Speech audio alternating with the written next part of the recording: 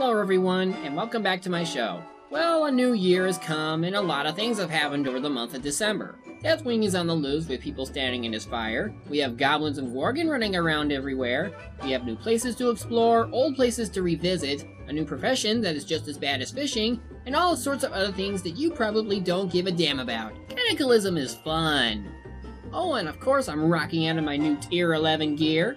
Yeah, me and my guild have been pretty busy, and now I'm all decked out in nice loot. But don't worry, my appearance may change, but I'm still the same. In any case, this year is going to be extra awesome with all kinds of movies, more collabs I ended up in. It's just gonna be so much fun. Ahem. Oh, hey Jinstar, what are you doing here? Are you wearing gear you shouldn't be wearing again? Maybe? Look, I don't think it would look good for the guild if you pretended to be wearing gear that not everyone is in yet. Wait until you actually get it before trying to show off. Oh, but it looks so nice. Can't I at least wear it for the review I'm doing?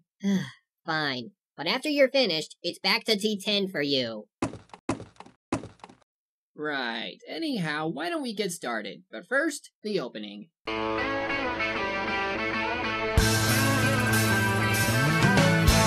one told you life was gonna be this way. Your job's a joke, you broke. Your love life's the your way. It's like you're always stuck in second gear.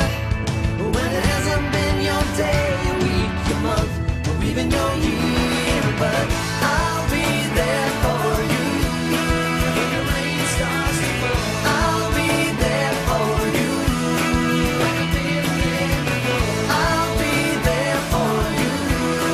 'Cause you're there for me too.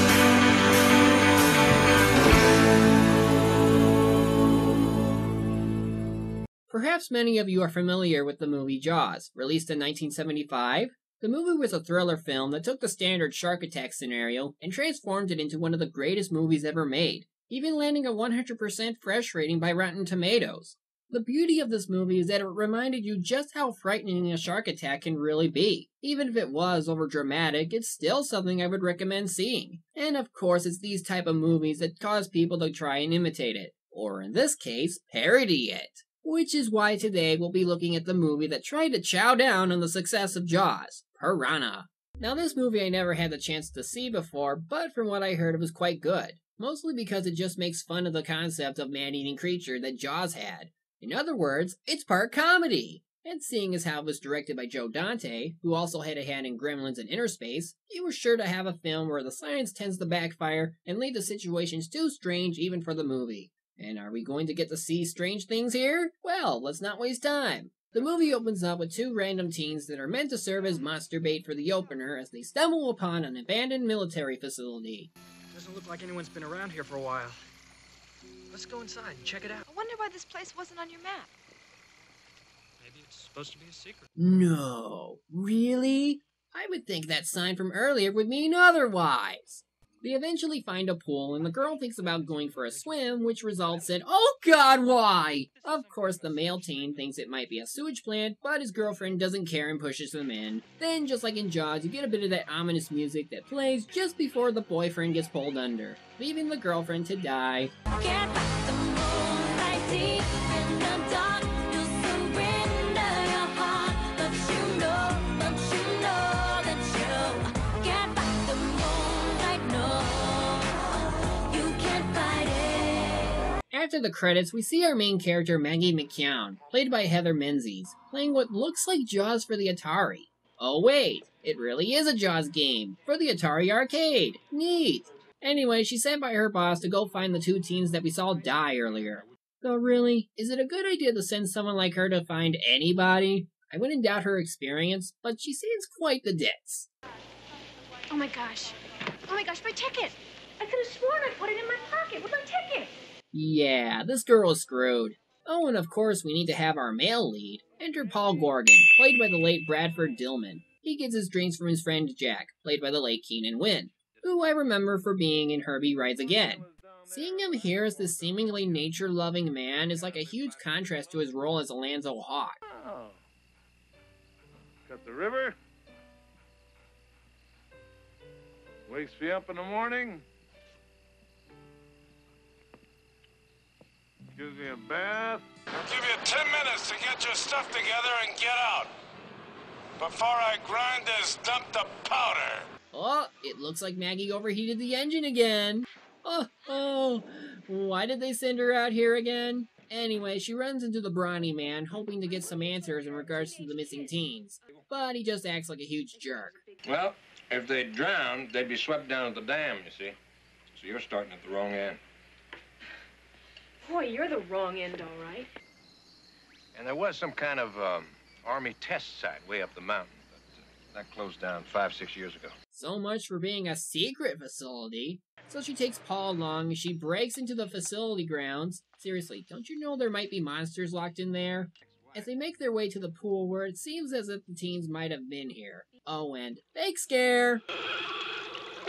Man, that is cold. They head inside to maybe try and drain the pool. There they find a little laboratory with, Murloc? Seriously, what is up with this place? Why is that thing even alive?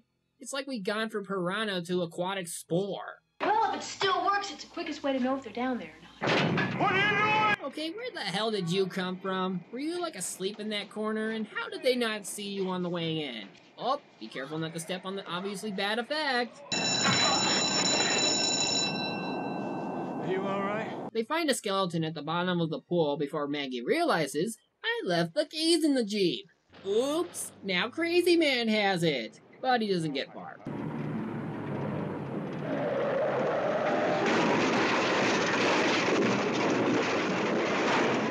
They tie him up, so hopefully he doesn't fight back as he starts spouting stuff about Razor Team and how something's going to kill them all. Well, we can worry about that later because it's time for socializing. Do you mind if I come in for a minute? Sure. How long were you married? 10 years. Where did you live? In town. I worked in a smelting operation downriver. What's wrong? Mm-hmm. You're so tense. Guess I'm not used to being around people. Which is why you get your drinks from Jack whenever he comes over. Anyway, we get a short scene involving Paul's daughter Susie, including a chat with a rather strict Mr. Dumont. Still haven't tackled your solo swim, Grogan? Do you want to be the one to lose the camp competition for the minnows? Of course you don't. Handicrafts. Handicrafts don't take any nerve, any intestinal fortitude. You know what that means, Grogan? Yes, sir. I swear, he sounds like a drill sergeant. Trolley car. Trolley car ran over his tail. It's surprising, huh? He turned around and the trolley car... Please, every time you speak, I'm reminded more of Herbie Rides Again. It's just too funny that way. Oh, here comes that theme music again. Soft in the head.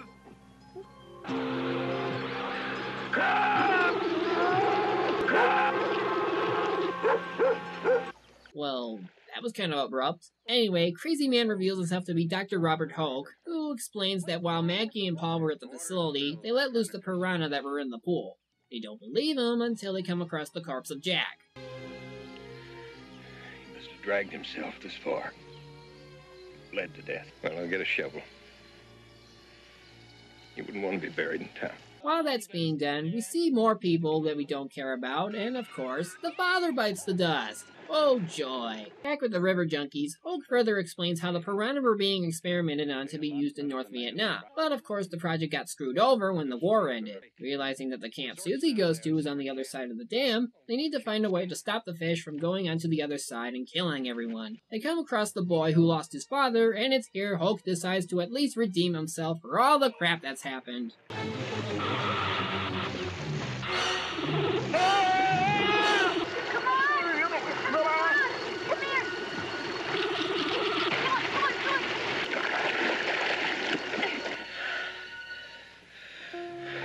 Boy, from the way they made it look, I swear they would have taken a lot more out of him. I mean, that just looks like a lot of cuts and torn flesh. He dies without a word and they just continue on their way. But of course they're too stupid to realize they left a hand on the water. It draws the piranha in, and now for some reason, they feel like attacking the raft rather than the body. They must get their smart genes from Jaws if they can figure out how to untie a raft. Let go! They're eating him! They're eating him! And then they're going to eat me.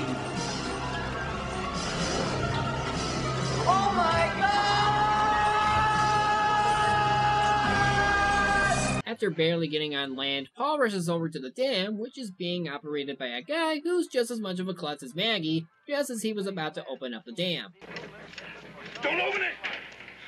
Whatever you do, don't open it! And for the first time I've seen in these type of movies, they actually get the military to help out. Of our skepticism, Mr. Grogan, but we don't come across stories like yours every day. Piranha are a warm water fish. This is hardly the Amazon.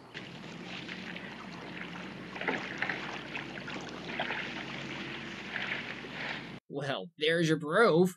Sometimes it's necessary to destroy in order to save. Well, what if they realize they're being slaughtered and head back upriver? We're talking about fish, Mr. Grogan, fish. They don't realize much of anything. Yeah, apparently a movie in which its characters acknowledge Jaws from a video game didn't see the movie to know better than to underestimate fish. As Paul argues about the piranha maybe taking a route around the dam, Maggie learns that Dr. Mingers used to be really close to Hulk. But unlike Hulk, she doesn't really care much about the safety of the people as long as something gets covered up. Anyway, Maggie and Paul are kept under watch so they don't alert the media, and they figure the best way of escaping is to distract the guard. Nice night, huh? Listen, are you gay? Wow. Straight up with it, I see. Look! Up in the sky! It's Superman! Okay, what was the point of making him look up if you were just gonna flash him with your breasts? On the way out, they decide to call up Sergeant Douchebag to warn him about the coming piranha. Hello? What? Are you crazy? Who is this? Oh, Grogan. Yeah, I remember you. You're not crazy. You're drunk. No, I don't want to talk to her. I'm sure she's as drunk as you are. You wake me up again, I'll have the cops on you. What? No, you can't talk to your daughter. Sober up, Grogan, and fly right. Oh, I really hope you die. Asshole. During the rush, they get the police on them, and Maggie thinks maybe talking to them would work. But of course, Paul's renowned habit of drinking makes things even more complicated. Yeah, we had you in on a drunk and disorderly last month. I am not drunk. I'm just crazy! So the two get arrested and thrown into a cell. And what timing! Colonel Waxman calls in to tell the cop to hold them there. What a guy! After a few scenes, we cut to the two counselors having a chat about skinny dipping. Come on, why don't you go with me? It'll do you some good. You know, you're probably right. Yes? Yes? Grogan! Damn it, not you! Back with Maggie and the Brawny Man. What's all this water from? Something's leaking in here, and I'm gonna catch pneumonia if it doesn't stop. All right, stand back. I'll take a look at it. Yeah, you sure you should be going in alone? Well, you live and learn. Get his keys. Can you get his keys? The chain to his pants! Well, take his pants off then. They really like doing these situational gags, but at least they're funny. Anyway, we see the water resort opening up, which will undoubtedly result in the loss of thousands. But first, we need to deal with... no, they can't. All right, now, campers, this is where we're going to separate the tortoises from the hares, the wheat from the chaff, and the sinkers from the swimmers. Well, I guess they aren't afraid to kill a few children now. Anything for scares. Paul realizes that because the piranha are able to live in salt water, since the pool water at the facility had it, if they get to the ocean, then they can spread throughout the entire country. So you better get to the camp fast. Why, movie? Why kill innocent children? What did they ever do to you? Oh wait, we need to pad out a bit.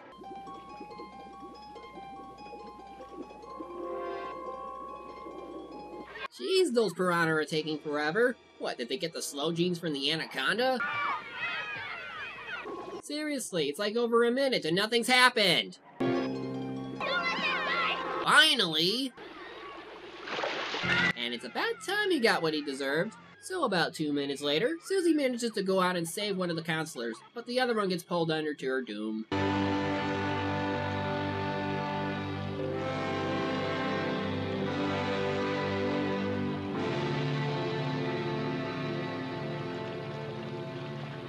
Finally, you two show up. What took you so long? Also, for kids who were attacked by piranha, it looks like all they got were minor cuts. At any rate, Paul and Maggie head to the resorts, but the colonel is ready for them with the park staff. Not like it matters, because...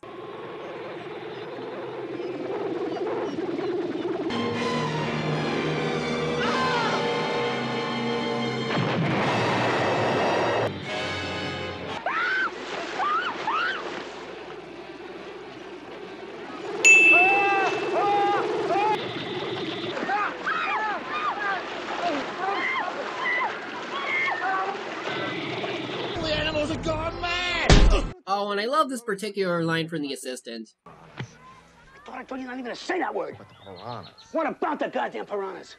They're eating the guests, sir. He's just so casual about it. Sir, we got a problem. You know those Murlocs you told us not to mention? What about them damn Murlocs? They're eating the guests, sir. Well,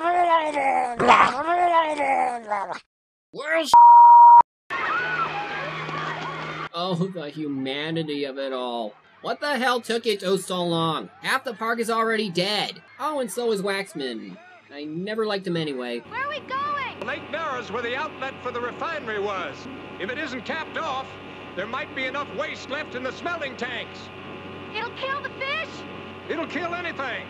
We'll pollute the bastards to death. Much like we do in everyday life. Sadly, the control booth is underwater for some reason, and it's up to Paul to go down there and activate the switch. But if the bad effects mean anything, is that the piranha are on their way. He finds the valve and manages to switch it on just as the piranha begin chowing down.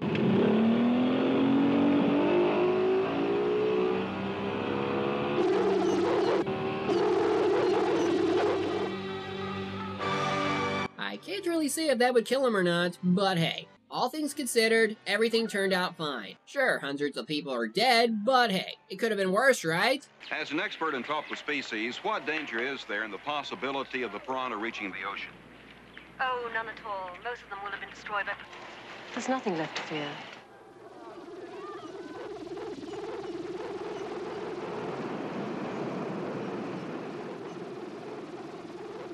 So that's Piranha. Is it as good as people say? Well, not really, but it's definitely funny. Maggie and Paul aren't really interesting, and most of the characters are assholes, but the plot is simple horror-like fun. I did laugh a lot for certain scenes, so for what it's worth, it's definitely enjoyable. Though the special effects are laughable, but then again, when you're dealing with the 70s, you can't expect a lot. And now as an added bonus, I'm going to do a quick review on the recent remake of the film, Piranha 3D. Now, originally I was just going to do a comparison of this movie to the original, because I had no idea what I was in for with either film. But I was surprised that the 3D remake is like a whole new film. Alexandre Aja, a French director known for movies like The Hills Have Eyes and Mirrors, was chosen to direct the film over Chuck Russell, who was meant to direct it, but instead he just helped in rewrites when needed. Now, Aja intended for this film to be more like a homage to creature flicks than just another remake of the original, and well, it definitely shows. The piranha in this movie, instead of being genetically altered, are now prehistoric piranha that lived in an underground lake. How did they last that long? Science! Well, okay, they resorted to cannibalism. Go figure. As far as characters go, you have Stephen R. McQueen as Jake, your average high school teen who's interested in girls and not so much his crush Kelly, played by Jessica Shore. Their relationship is, well, so-so. Though of course Jake just ends up in too many predicaments to be able to explain himself. Oh look! Porno spam! Yeah. In terms of other characters, we have Elizabeth Shue playing Jake's mother Julie, Finger Ames as Deputy Fallon, Jerry O'Connell as a pornographer named Derek, Christopher Lloyd as a fish shop owner named Carl, who does a really good job on his performance. This particular piranha vanished off the face of the earth more than 2 million years ago. The first bite draws blood, the blood draws the pack. And we even have Eli Roth, appearing as a contest host for Wet T-shirts. And, because I'll never get the chance to do this to him, here's irony in the face. Two-faced! Oh, and did I forget to mention that Rachel Dreyfuss cameos in this movie as a fisherman in the very beginning? Yeah, the same guy who played Matt Hooper in Jaws is in this movie, singing Show Me the Way to Go Home, just like in Jaws. Sure, he dies, but hey, nice touch, movie. Effect-wise, it's pretty standard. They really have it going with the gore, people being eaten alive, that sort of deal. Hell, they even feel the need to green screen the underwater lesbian sex.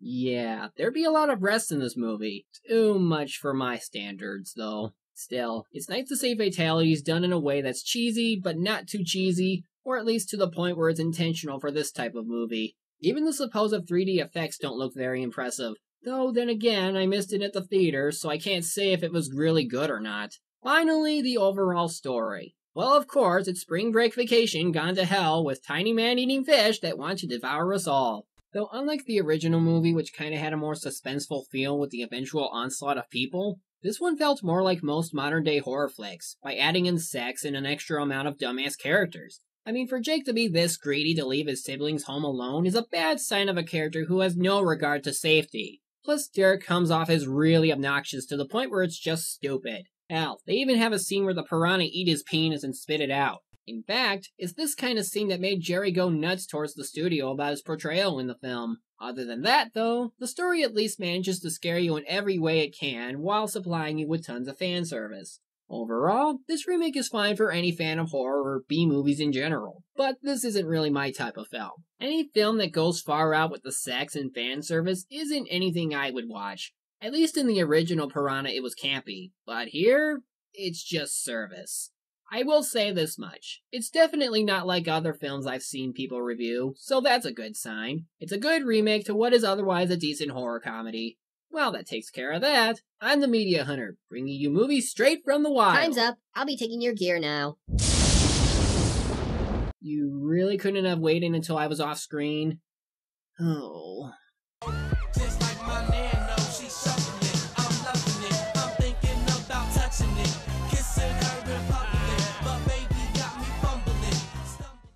The sheriff has declared an emergency. Don't worry, we got Pete over here!